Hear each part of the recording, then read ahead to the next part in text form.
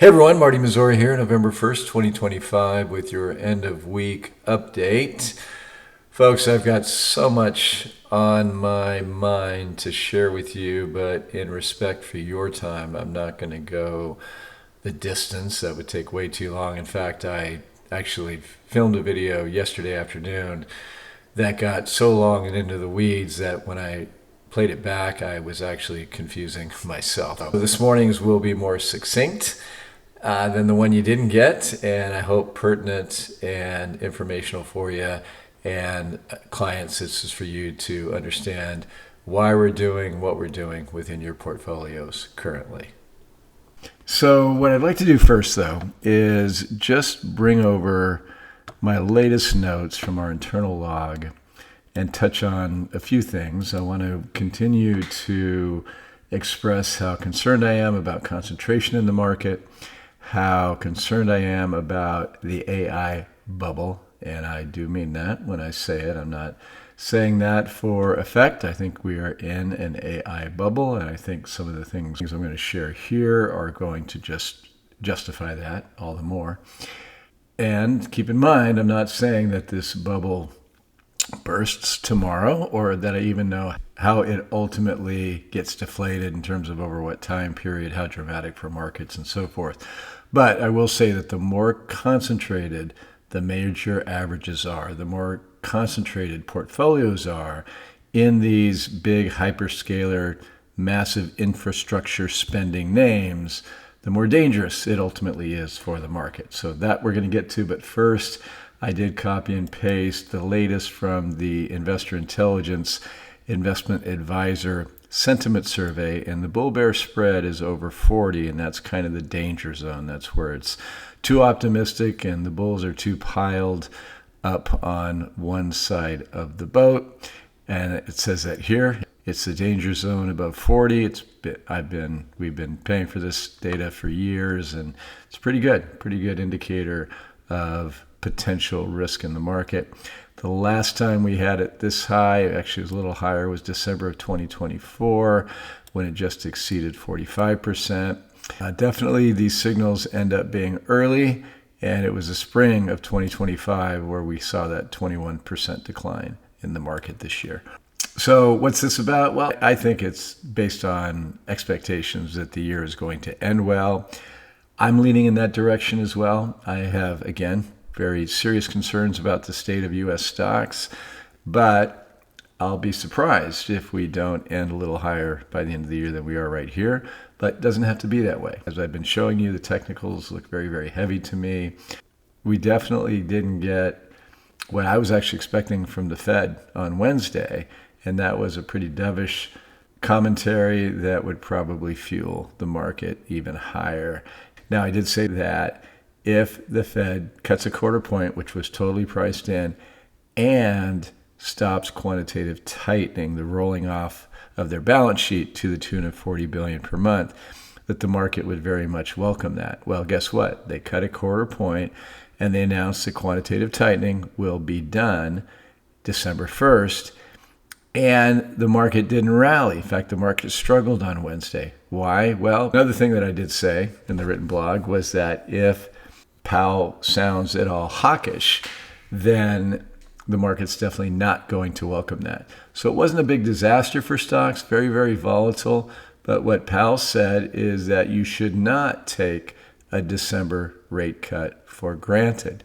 Now that flies directly into the face of Fed funds futures pricing, which I showed you the other day, at about 90% for a December rate cut. So the market was fully expecting the cut this week and another cut. And Powell, he was very definite in saying, you really should not count on that. We have to see more data between now and then to determine if we should indeed cut again in December. And I would say the previous meeting, the September meeting, I thought he was much more dovish. He was not promising a December rate cut, but the implication or the tone of that meeting was that that's something that the market should expect, and therefore it priced it in. And so, of course, now it's much less than that. You can see it's 68%, all the way from, like, I think it was 90 or 91 the other day when we looked at it, So that still says odds favor a rate cut. And if I had to bet, I'd say that we probably still get one. His tone was really something that I would have expected next year if indeed we see the fiscal stimulus. It looks like it's coming. If indeed this massive AI capital expenditure continues as it's projected to next year, if we get a number of trade deals that bring the average tariff rate down notably, resolution to international conflicts and that sort of thing, we could see notable oomph, if you will, coming into the economy next year that would not allow the Fed to be ultra easy and cutting interest rates. That would be way too stimulative. It would be viewed as way too inflationary. The nearly 30% decline we had in 2022 was really the result of inflation pressure on the economy and on interest rates. And I think that makes the setup somewhat ambiguous. What we're seeing in the data is suggesting that things are slowing down. Now, that could effectively be offset by the fiscal engine that's going to hit the economy this next year. And in theory or in offsetting fashion, we could have an economy that's not quite too hot, not quite too cold, but not one where the Fed is aggressively cutting interest rates and helping asset prices that way, so to speak. So a lot more is going to come as we get more data going forward. Okay, so to the AI topic and to the topic of just massive market concentration. Watched a podcast yesterday, a very sharp, experienced analyst on there who provided these slides, which I'm borrowing here. I'm not going to go through each one, but the ones that I think are just easy and pertinent and telling, if you will. First one is just reiterating a case that I'm making. In 2000, the top 7 stocks were Microsoft, Cisco, GE, Intel, Exxon, Walmart, and Oracle. They occupied essentially 20% of the S&P 500. That was the weighting. Today's top 7, Apple, Nvidia, Microsoft, Amazon, Alphabet, Meta, and Tesla, occupy nearly 35% of the index. And I believe this was all-time record concentration. So imagine what would happen to the overall market and to all these index funds that are in the S&P 500 or in the tech space index. Well, you can imagine that this could be something notable to the downside if we begin to have some issues there. Ultimately, honestly, I think that's an inevitable scenario. It's just a matter of timing. Okay, so let's talk about what's going on. Now, throughout my entire career, I've had people get excited and come to me, hey, XYZ is building a bunch of new stores in the Midwest, right? Or opening a bunch of new outlets somewhere. They're investing heavily in new factories and this and that.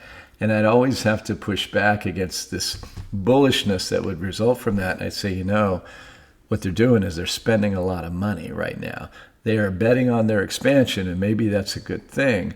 But the history of forward returns for companies that are really investing heavily in their expansion is not really good. In fact, I've listened to analysts in the past that strike that as a big negative, big CapEx spending in terms of what the forward outlook should be for the stock. So I'll just scroll down to this particular slide, which talks about high versus low CapEx growth stocks. So companies in the previous 12 months that had a very high level of capital expenditures versus those that had a low level of capital expenditures, you can see that the relative return for the high cap was abysmal. To look at it sector by sector, the underperformance of the high capex companies is quite dramatic in the material space, communication, technology, as we're talking about today, financials, healthcare, and so forth. Again, throughout all the major industries, the companies that are investing the most in capex actually are underperforming those that don't. And today, with the billions upon billions upon billions that are being invested in these AI data centers, is breathtaking. In fact, as I've said a couple times recently, If you look at US GDP growth this year and you take out all that technology spending, it essentially grows by almost zero. Meaning if you took out all this AI data center investment, we'd be probably talking seriously about the potential for a recession right here. Information technology and communication, this investment is massive. And then this circular activity that's going on with this spending is something I think we should really be paying attention to. And here's the point. For now, money is still pouring into AI, but there's also something circular about these investments. OpenAI has agreed to pay $300 billion to Oracle for new computing capacity. Oracle is paying NVIDIA tens of billions of dollars for chips to install in one of OpenAI's data centers. And NVIDIA has agreed to invest up to $100 billion in OpenAI as it deploys NVIDIA chips. The consensus seems to be that although this is legal, it likely cannot go on forever. Let me put an exclamation point on that last line there. You've got NVIDIA in the middle, throwing money here, throwing money CoreWeave, throwing money here, throwing money to OpenAI, and so on. And then you just see in this example, all of these coming right back out, right? NVIDIA to OpenAI, ChatGPT, right? And then money right back to NVIDIA. So this, as you might imagine, it distorts the reality. So when you hear these great earnings statements, just know that to some degree, NVIDIA is just essentially recapturing the money that it had previously invested in a given company. And then I think we should speak to the source of the funding that's beginning to get a little interesting, if you will. Without pulling it over, I'm just going to paraphrase from a Bloomberg article just this last week. Just this month, Meta Platforms has secured about $60 billion in capital to build data centers, part of its spending to get ahead in the artificial intelligence race. Now, let me stop there for a second. To get ahead, right? This feels so much like what I just have to say is indiscriminate spending, because everybody's doing it and nobody wants to lose this race. Larry Page of Google was quoted as saying that I'd rather go bankrupt than lose this race. Okay, so that's the sort of thing that is emblematic or symptomatic of late stage, bubbly, new technology that the big players feel like they just have to gain a dominant role. And by the way, throughout history, and we've touched on this before, all, without exception, all new world and game-changing technologies, whether we're talking about railroads, whether we're talking about the automobile, whether we're talking about the internet, telecommunications, what have you, is always met with massive capital expenditure, resulting in huge excess capacity, and then utter failure of many of the players that invested so much money into these things. Okay, so again, it's spending to get ahead in the artificial intelligence race. Half of that now won't show up on Meta's balance sheet as debt. It is among firms popularizing a way for debt to sit completely off balance sheet, allowing enormous sums to be raised while limiting impact on its financial health. Morgan Stanley structured a $30 billion deal, the largest private capital transaction on record, where the debt would sit in a special purpose vehicle tied to Blue Owl Capital, Inc. That made it easier for Meta to raise another $30 billion this week, the usual way in the corporate debt market. Off-balance sheet debt through an SPV, special purpose vehicle, or a joint venture tied to assets like chips or real estate is becoming the go-to for AI data center deals. Morgan Stanley estimates that tech firms and others will need as much as $800 billion from private credit in deals tied to specific assets, including in SPV format, by 2028. How in the world are they going to generate the revenue from these investments to justify that kind of spend? Maybe they will. Maybe there's a plan. I'm afraid it's this, I got to win this race even if I go bankrupt attitude.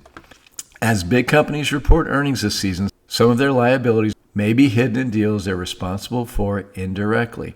The rapid buildup of debt tied to AI, about $100 billion a quarter, raises eyebrows for anyone that has seen credit cycles. And I'm raising my hand here, folks. And the capital raises are accelerating. Off-balance sheet debt and separate financing vehicles have a notorious history linked to several high-profile scandals where the scale of debt surprised investors, and I could go on and on. So, yeah, this is beginning to smell to me in a not good way. It's not going to blow up on us tomorrow, but we do have to be very cognizant of the risk. And while credit spreads remain incredibly tight, and on the surface we have this look that, hey, financial conditions are plenty easy and everything is okay and there's no risk. Well, these things can change in a hurry, and we have to be aware of that. Okay, so a little bit more on the topic. So valuation premium to market. The AI infrastructure companies, right, these big hyperscalers are trading at quite the premium.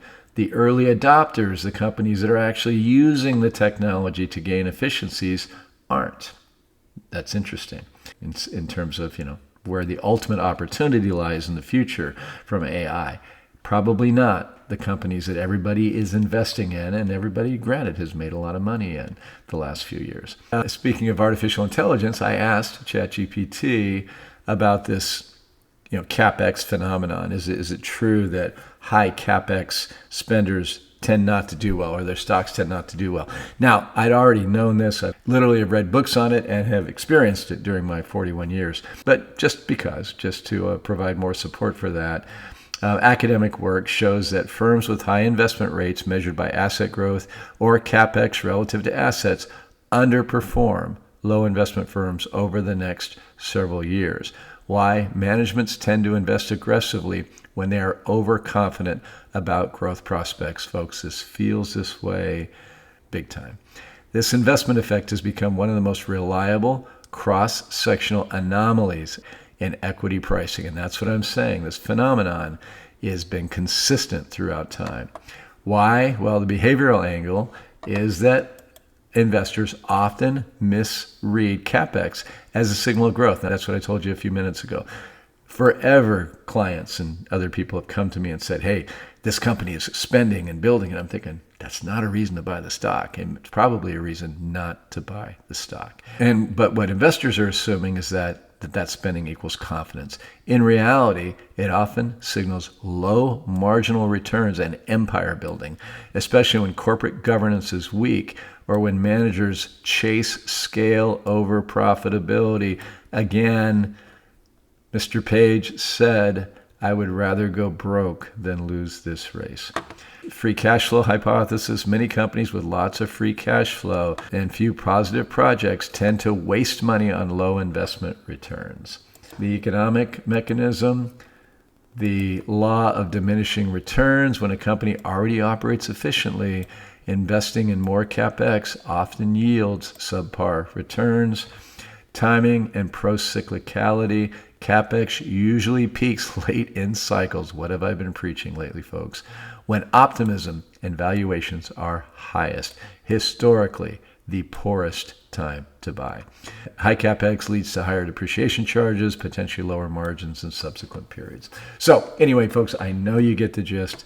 This is a topic that I continue to harp on, and I will continue to harp on as long as it exists.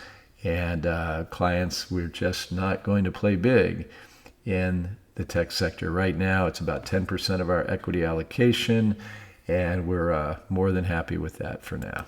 Okay, so let's get to a few charts. So I've been talking a lot the last several days about breadth. Here is a 1-month chart of the S&P 500 in white, the S&P 500 equal weight index in green, right? Same stocks. This one is dominated by, per my example earlier, just a handful of stocks, where this one gives each company in the index equal weighting. So here's the S&P up 1.85% on the month. Here's the S&P down 1.81% on the month. This tells you that it's all about a handful of companies. Here is another breadth chart where the S&P, can't really see it that well here, but it's trading well above its 50-day moving average, the green line, while nearly 60% are not. They are actually downtrending, while the S&P 500 is hitting new records. Sectors, there are 11 major sectors to track here, and 6 of them are actually in the red for the month of October. 5 of them are in the green, 2 just barely. All the heavy lifting, that 1.8% return for the S&P, is, we can say, entirely concentrated in tech, consumer discretionary, and communication stocks. The majority of stocks actually lost money in October. As for commodities, which we're investing in, this is the Bloomberg Commodity Index. This is actually a 1-year daily chart that I just thought I'd pull up. I've been concerned about the commodity space, precious metals in particular, which I've been illustrating now for a few weeks. So here we have the Bloomberg Commodity Index getting back up to the February high and then rolling back over. And we have a bearish divergence in momentum here in the MACD and in the relative strength index as well. So that suggests that the commodity space could end up dipping below this trend line right here. And I'd say there's some not small downside potential there. And I do think it would be largely in response to a rising dollar. So here's that dollar chart. Remember, right back in here, we were pretty much calling for a technical bounce in the dollar. And we've gotten one, and it's been a pretty good bounce. If indeed this turns out to be a breakout above that 99-ish level, you can say it kind of flips the script on what's been working, I think, so far this year. You can see we've had this massive downturn in the dollar. This is like the worst in like 20 years. And that's been not small in terms of our outperformance in our core portfolio, because our long-term thesis is that we are going to see a structurally weaker dollar. And that's very much our thesis going forward. So we think we're very well positioned for that. However, near term, a significant counter-trend rally and somewhat of an unwinding of what's been working so far this year could be in the cards going forward. So that's something we're paying very close attention to, and we're looking seriously at hedging this potential upside to the dollar. I'm sure I'll be reporting on that if we end up doing that this next week. The 10-year yield, interestingly, here was the Fed rate cut on Wednesday, and look at how the 10-year yield popped higher. I think mortgage rates went up nearly 0.25% on Wednesday, even though the Fed cut interest rates 0.25 point. And this is that confusion that a lot of people get into because they associate Fed action with mortgage rates, for example. That's not how it works. If the Fed cuts interest rates, like last September was dramatic, when the economy isn't necessarily calling for it, when the data isn't that weak and inflation data isn't that low, well, you can have the opposite effect. Sure enough, last September when they cut by 0.5%, mortgage rates promptly went up by 1 full percent. So even though Powell said don't count on a December rate cut, they still did stop quantitative tightening. They did cut rates, another 0.25 point. And Fed funds futures are still pricing in a 60% chance of a cut in December. So it could be that this is an endorsement of the fact that maybe we won't have recession next year, that maybe with all this fiscal spending that's coming in and so forth, despite some of the weakness that we're seeing, that the Fed's not going to be able to be accommodative, and inflation and interest rates are going to go higher. So we shall see. I think it's almost a 50-50 right now that we could indeed have a recession next year.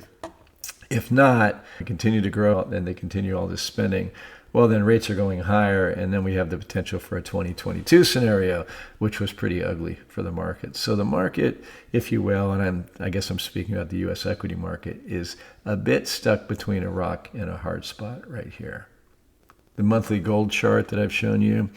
Remember, folks, back in here, I was talking about how overbought we were, and I'm showing you a 30-year monthly chart that, with just one exception, and it was down 9%, that typically gets resolved by some pretty notable double-digit corrections, 20, 40, 50 plus, 30, 40, 17, and so on. So what have we seen so far? Nearly an 11% correction in gold over just a matter of 1, 2, 3, 4, 5, 6 days or so. Coming back off of that, I'm drawing a bear flag right here because I guess I'm not quite believing this rally just yet. And you can see I had a support line drawn here at 335, and ironically, if that bear flag pattern were to play out, if it rolls over soon within this little channel here, that's right where we might find some support for gold. Gold miners, even more volatile. We cut half of our exposure right about here, and we are hedging our gold position, by the way. But gold miners, we just cut our exposure there a bit. You can see it saw a 20% decline over that same period of time, so twice the volatility of gold itself, at least to the downside. We'll skip the stock charts today. They look virtually the same as they have of late, so we'll look at that next time. We're still very happy with our year-to-date results. You can see I have concerns about some positions that have been very responsible for that, and that's in the commodity space. So we've cut some of that exposure back. We're hedging some of it. And this weekend, we are doing the math on how to potentially put in just kind of a more pure dollar hedge. So if the dollar does continue to trend higher, we'll have some positioning that'll take advantage of that, trying to offset where we might be getting hurt a bit there as well. But at the end of the day, we have as well balanced a portfolio across regions, across asset classes, and a pretty notable chunk just in very short-term treasuries, call it cash, as well, just to offset some of the potential downside risk here and be in a position to take advantage of it when some of the things that we'd really like to have more of give us a better entry opportunity. Thank you, as always, for watching and listening. Hope you have a great rest of your weekend, and I'll talk at you next week. Take care. Bye-bye.